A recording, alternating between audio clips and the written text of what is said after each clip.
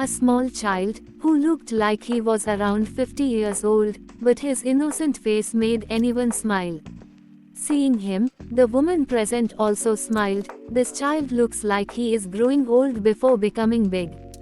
This child was not an ordinary person, he was Mando, a warrior who had been cast out by his people just because he removed his helmet. The biggest rule of the Mandalorians was never show your face. Now Mando had only one way, to bathe in the living waters beneath the mines of Mandalore. Only then would he be worthy to be called a Mandalorian again. But Mandalore was no longer the same. The planet had become a barren land, where radiation and death had taken over. Mando was sure that everything was lost there, but still, hope remained. He buys an old, broken robot, R5, to check if humans can still live there.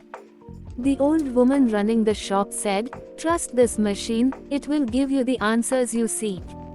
Although Mando didn't trust the machine, he had no other choice.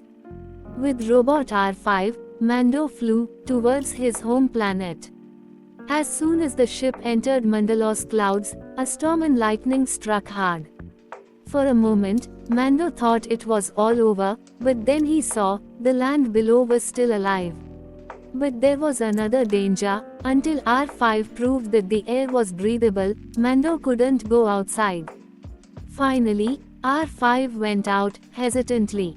But after a short while, its signal was lost. Without wasting time, Mando went out himself and began searching for it. On the way, he saw Mandalore, now a city turned into ruins, once glowing with light. Then, the attack happened. Terrifying, man-eating creatures surrounded Mando. With his darksaber raised, Mando put them all to rest. R5 was found, and it informed him that there was no poison left in the air. Mando could now head towards the mines, in search of the living waters.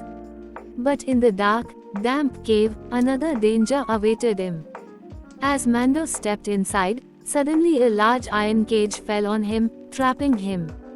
A big, terrifying robot caught him and took him to its lair. There, scattered on the ground were many Mandalorian helmets, all destroyed. Inside that cage, a blood-sucking machine activated. The little child, Grover, was watching everything. He was scared, but didn't give up. He stealthily found R5 and directly went to Bo-Katan. Bo-Katan, who once wanted to be the Queen of Mandalore, was shocked to see Mando. She realized that a great danger was looming. After informing her, Grover went back to Mandalore. Bo-Katan found Mando and fought the dangerous robot. With great difficulty, she used the darksaber to cut the core of the machine and saved Mando. Mando was still saying, "I need to bathe in that water." Bo-Katan laughed and said, "These are all just stories. There's nothing there." But Mando's belief was unshakable. He placed all his belongings on the ground and entered the living waters. Suddenly, as if something pulled him down, he started drowning in the water.